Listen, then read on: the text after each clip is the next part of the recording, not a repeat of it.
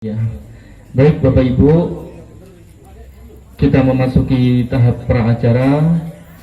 Pra-acara ini akan kita isi dengan menyanyikan lagu kebangsaan Indonesia Raya, kemudian lagu Hari Merdeka, dan yang ketiga lagu Syukur.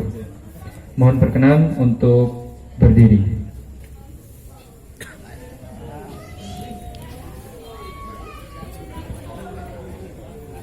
Tes untuk Indonesia Merdeka, Merdeka, Merdeka, Merdeka, Merdeka. Posisi sikap sempurna. Lagu pertama Indonesia Raya.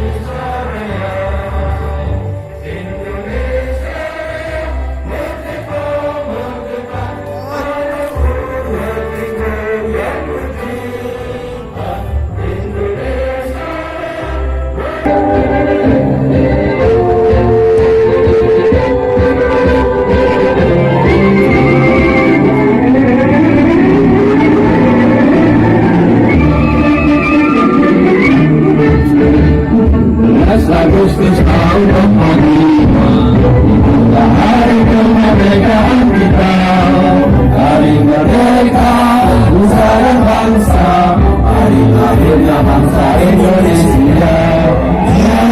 Merdeka, hari merdeka tetap merdeka, selama rakyat masih di kandung badan.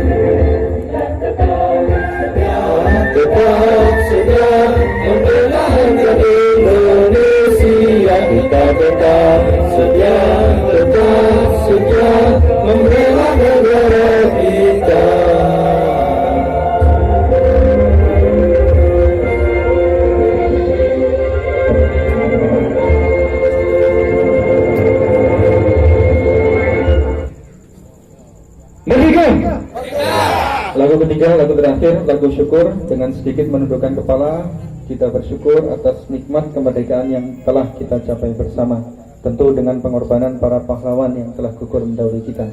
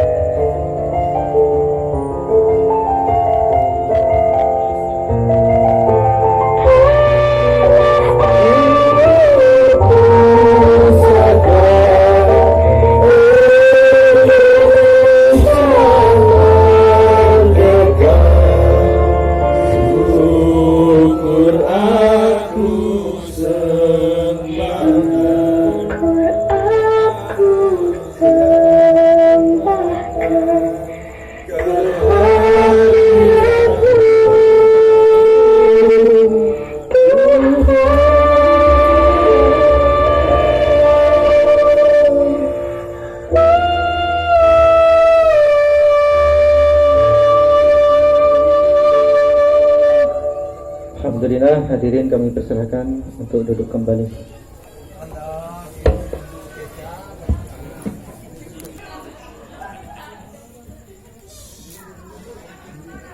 Assalamualaikum warahmatullahi wabarakatuh. Alhamdulillahirabbil alamin. Wa bihi nasta'inu ala umurid dunya waddin. Wassalatu wassalamu ala asrafil anbiya'i wal mursalin sayyidina wa maulana Muhammadin wa ala alihi wa sahbihi ajma'in, amma ba'du. Yang kami hormati para alim ulama, para sesepuh bini sepuh Kampung RT 6 RW 2 Bulak Jumpat Barat, Gang 3 dan Gang 4. Yang kami hormati Bapak Ketua RT 6, yang kami hormati pemuka agama, tokoh-tokoh masyarakat, Bapak Ketua RW, Bapak Ibu hadirin undangan, dan rekan-rekan Karang Taruna. Alhamdulillah pada malam hari ini kita dapat berkumpul di sini dengan agenda memperingati peringatan hari ulang tahun kemerdekaan Republik Indonesia yang ke-75 tahun, yang insya Allah yang dikenal dengan malam tirakatan. Dalam keadaan sehat walafiat pada malam hari ini, kita patut bersyukur dengan ucapan hamdalah, alhamdulillahirabbil alamin. Kedua kalinya salawat dan salam mudah-mudahan tetap tercurahkan kepada baginda Nabi Muhammad SAW, karena atas bimbingan beliau kita dapat membedakan mana yang hak dan mana yang batil. Bapak Ibu, di sini kami sebagai pembawa acara akan membacakan susunan acara malam tirakatan pada malam hari ini. Untuk acara yang pertama pembukaan, acara yang kedua sambutan-sambutan, acara yang ketiga pidato kemerdekaan, dan acara inti pembacaan doa bersama ditutup dengan ramah tamah. Baik Bapak Ibu, sebelum rangkaian acara demi acara kita lalui bersama, marilah kita buka bersama kegiatan malam tirakatan dengan bacaan basmalah bersama. Bismillahirrahmanirrahim. Terima kasih kami sampaikan. Untuk acara berikutnya sambutan-sambutan. Adapun sambutan yang pertama disampaikan oleh Bapak Ketua RT 6. Kepada yang terhormat Bapak Karsono, kami persilahkan. Warahmatullahi wabarakatuh. Alhamdulillahirabbil alamin, wassalatu wassalamu ala asyrofil anbiya'i wal mursalin wa ala alihi wa sahbihi ajmain, amma ba'du. Yang saya hormati para alim ulama, para filosof, tokoh masyarakat. Yang saya hormati Bapak pengurus, Bapak penasehat RT 6. Yang saya hormati para pengurus RT 6 Karang Taruna dan ibu-ibu pengurus PKK maupun Dasawisma. Sebelumnya, marilah kita bersama-sama memanjatkan puji syukur kehadirat Allah Subhanahu wa Ta'ala, yang mana pada hari ini sampai detik ini kita masih diberikan kesehatan oleh Allah Subhanahu wa Ta'ala, sehingga kita semua bisa menghadiri acara malam tirakatan dalam peringati malam 17 Agustus hari kemerdekaan yang ke-75. Salawat serta salam marilah senantiasa kita curahkan pada junjungan Nabi besar kita Muhammad sallallahu alaihi wasallam. Bapak, Ibu, Saudara, warga RT 6 yang saya banggakan, kami selaku Ketua RT di sini menyampaikan ucapan terima kasih atas kehadiran panjenengan semuanya, yang mana rela hadir demi untuk memperingati malam tasyakuran ini. Karena apa? Malam tasyakuran ini merupakan malam keramat kita, khususnya untuk mendoakan para pahlawan yang telah mendahulu kita berjuang merebut kemerdekaan. Tanpa jasa beliau, tanpa perjuangan beliau, tentunya kita tidak akan bisa menghirup ke udara kemerdekaan seperti ini. Dan yang kedua, yaitu dengan acara tasyakuran ini kita meminta pertolongan kepada Allah, khususnya mudah-mudahan situasi kondisi yang sekarang ini pandemi mudah-mudahan cepat berakhir. Dan juga perlu saya sampaikan, pada tahun ini memang kami bersama teman-teman pengurus RT mengatakan, udahlah kalau situasinya masih pandemi seperti ini, kondisinya ekonominya juga tidak stabil seperti tahun kemarin, alangkah baiknya kita tidak ada kegiatan seperti kayak lomba atau acara hiburan apa itu. Karena apa? Ya situasinya seperti itu. Dan juga kita sudah merasa terbantu dengan warga, khususnya para donatur waktu itu. Soal masalah pandemi itu, banyak para donatur yang peduli dengan kegiatan untuk memberikan sembako beliau. Jadi dengan alasan seperti itu, kita tidak ada mengadakan acara kegiatan malam tasyakuran, malam acara lomba.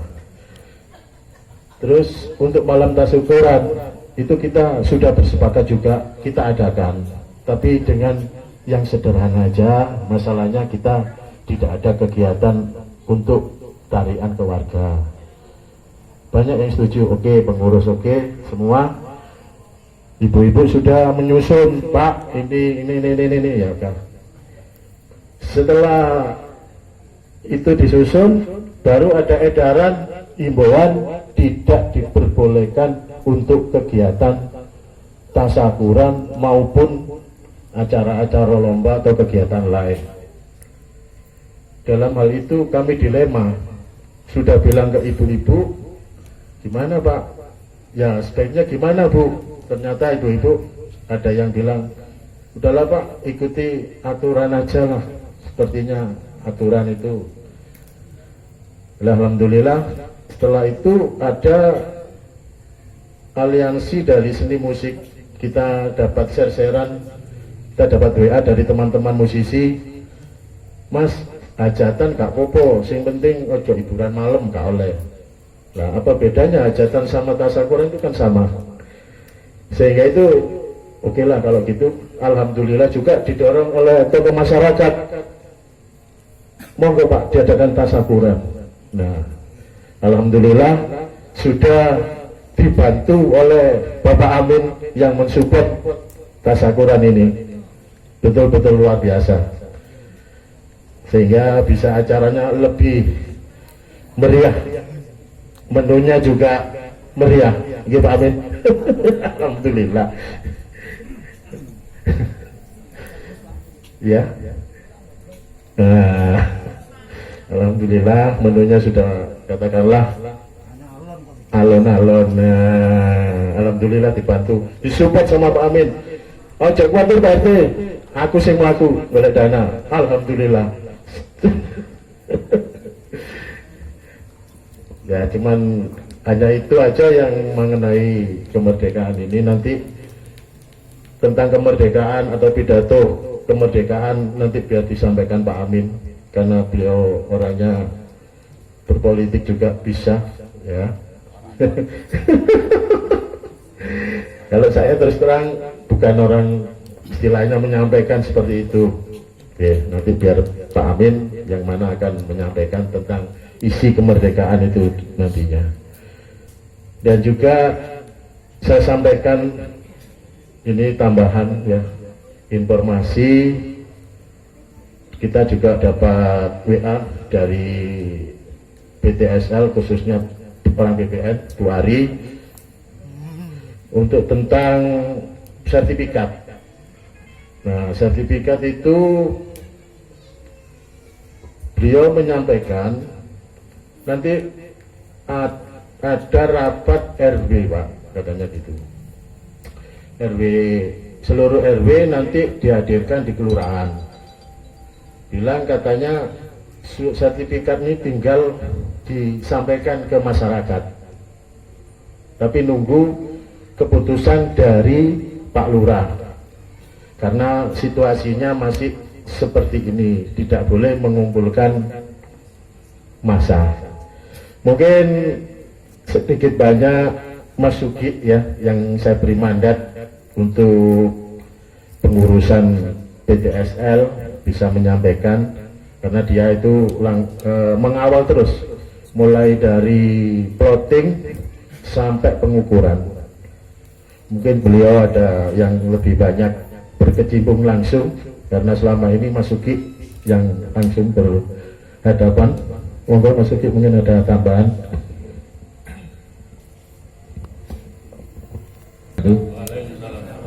Selamat malam, salam sejahtera bagi yang beragama lain.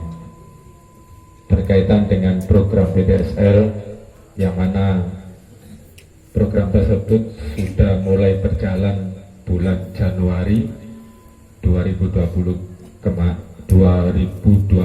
tahun ini, seperti yang disampaikan oleh Pak Ketua RT Pak Larsono, bahwasanya untuk untuk sertifikat sebenarnya sudah hampir selesai, dan beberapa berkas sekitar 750 berkas sudah stay di Kelurahan Bulak, siap untuk dibagikan. Pembagiannya nanti akan secara bertahap, karena untuk kota Kelurahan Bulak program PTSL tersebut sekitar 1.500 sampai 1.900. Cuma yang berkas yang sudah tersampaikan ke Kelurahan Bulak itu sekitar 700 sampai 750. Dan itu sudah siap diedarkan, tinggal menunggu izin atau sistem nanti pembagiannya seperti apa. Dan pembagiannya akan dilaksanakan juga secara bertahap. Mungkin soal BTSL itu yang bisa saya sampaikan. Saya harap juga semua warga bisa bersabar, karena bukan hanya RT kita, tapi seluruh kelurahan Bulak. Ada beberapa kelurahan di Surabaya yang sudah tersampaikan selain kelurahan Bulak. Cuma yang kelurahan Bulak ini memang belum ada ya. Jadi sama-sama programnya mulai bulan Januari. Beberapa kelurahan di Surabaya sudah tersampaikan, tinggal kita aja. Semoga aja di bulan Agustus ini, setelah kita mengadakan tasyakuran ini, sesegera mungkin. Kemarin soalnya kita juga sempat rapat di kelurahan juga, dan disampaikan juga oleh Kasel dan kasih kesarannya seperti yang saya sampaikan tadi. Mungkin itu yang bisa saya sampaikan, kurang lebihnya saya mohon maaf. Assalamualaikum warahmatullahi wabarakatuh. Yang tentang PTSL Pak Masuki, yang mana saya beri mandat, Mas tolong kawal sampai selesai. Siap Pak? Ya wes, berarti istilahnya yang jalan Masuki. Ya hanya itu aja yang perlu saya sampaikan. Mungkin ini langsung nanti Bapak Muhammad Amin nantinya yang akan memberikan pidato kemerdekaan. Dari saya akhiri. Wassalamualaikum warahmatullahi wabarakatuh. Atas sambutan yang disampaikan, terima kasih. Perjuangan bangsa Indonesia bukan hanya dari masa lalu, hari ini, hari esok, dan seterusnya. Perjuangan kita belum berakhir. Mari kita perjuangkan bersama Indonesia adil dan sejahtera. Bapak Ibu hadirin undangan, untuk acara berikutnya adalah pidato kemerdekaan yang akan disampaikan oleh Bapak DRS Muhammad Amin. Waktu dan tempat kami aturkan.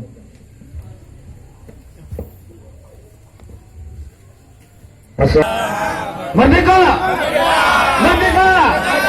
Allahu Akbar! Alhamdulillah. Saya bukan FPI ya.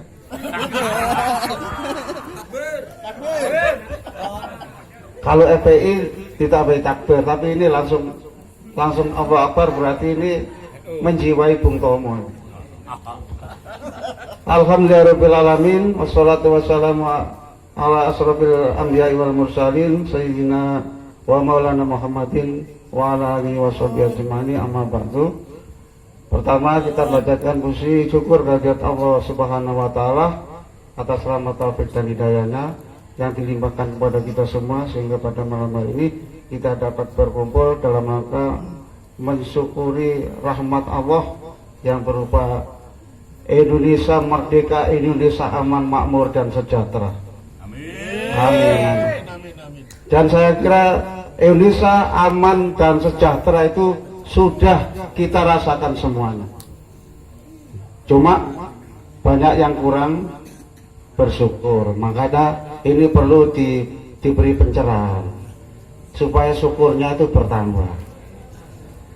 Kemudian selanjutnya selawat dan salam kepada junjungan Nabi besar Muhammad SAW.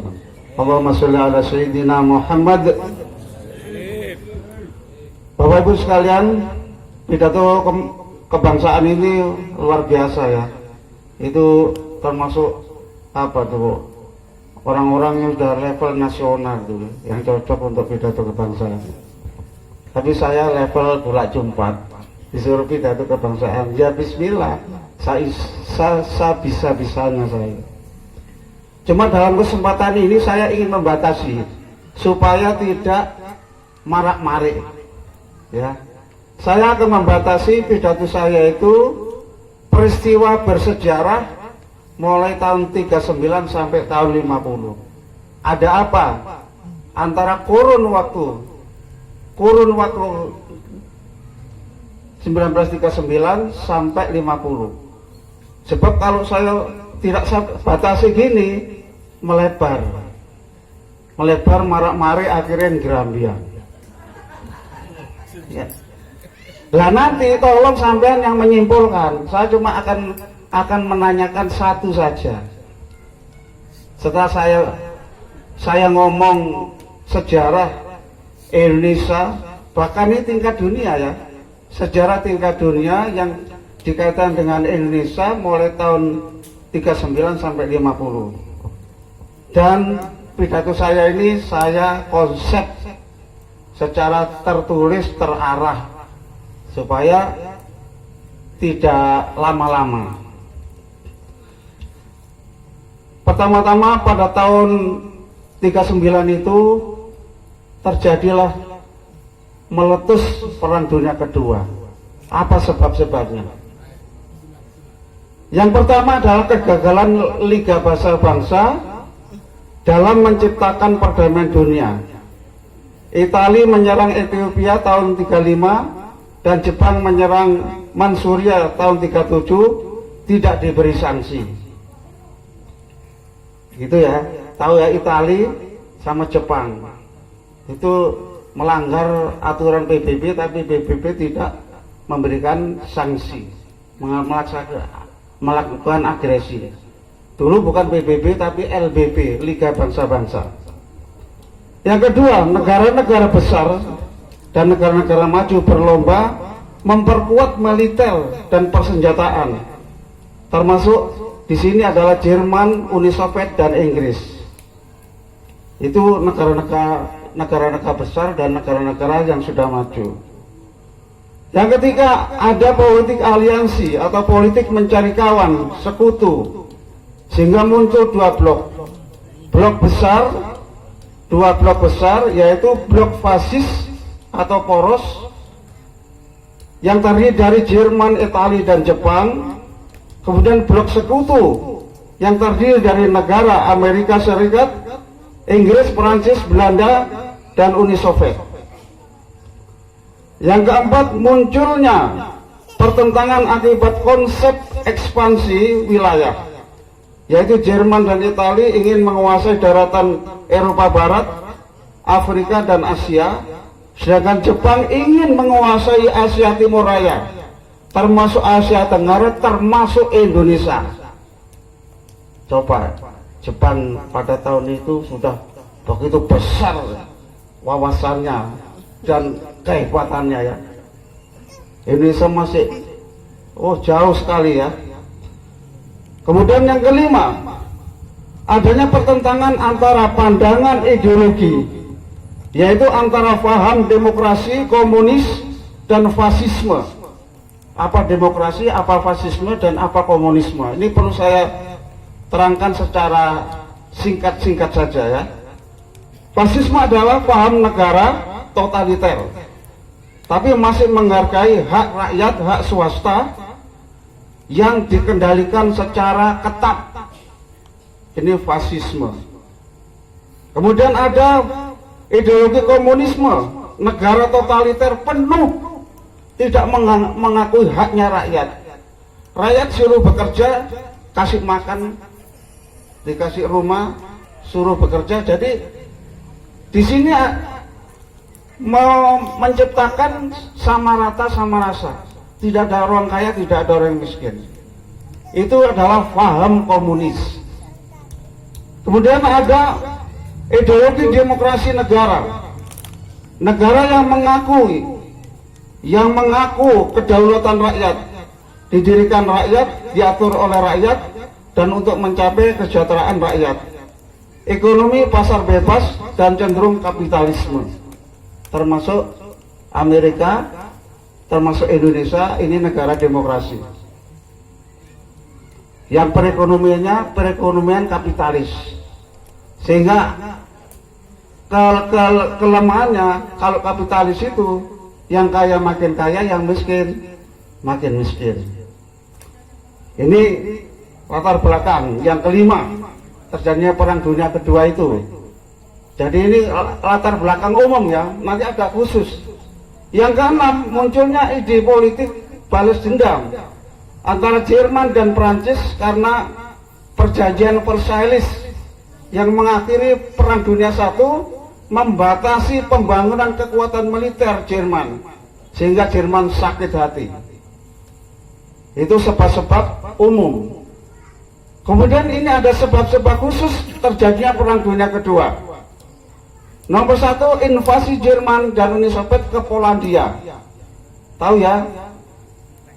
Polandia tahun 39, kemudian tanggal 6 Oktober 39 Jerman dan Uni Soviet menguasai wilayah Polandia.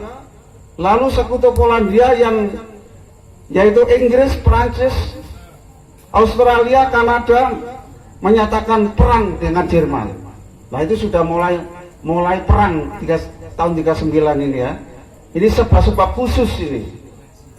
Sebab khusus yang kedua, Operasi Barbarossa, yaitu upaya Jerman menaklukkan Uni Soviet setelah mengalahkan Prancis dan Belanda. Setelah perang selama 6 bulan, tentara Hitler dikalahkan oleh Uni Soviet tanggal 5 Desember 41. Jadi Jerman ingin melumpuhkan Uni Soviet, tapi tidak berhasil. Kemudian sebab yang ketiga, serangan Jepang ke pangkalan armada laut Amerika Serikat di Pearl Harbor, Hawaii, tanggal 7 Desember 41. Dan Jepang juga menyerang pasukan Amerika Serikat, Inggris, Belanda di Filipina, Malaysia, Singapura, dan Hong Kong. Kemudian Amerika Serikat dan Inggris menyatakan perang dengan Jepang. Jepang datang ke Indonesia tanggal 11 Januari 42 untuk melucuti tentara Belanda.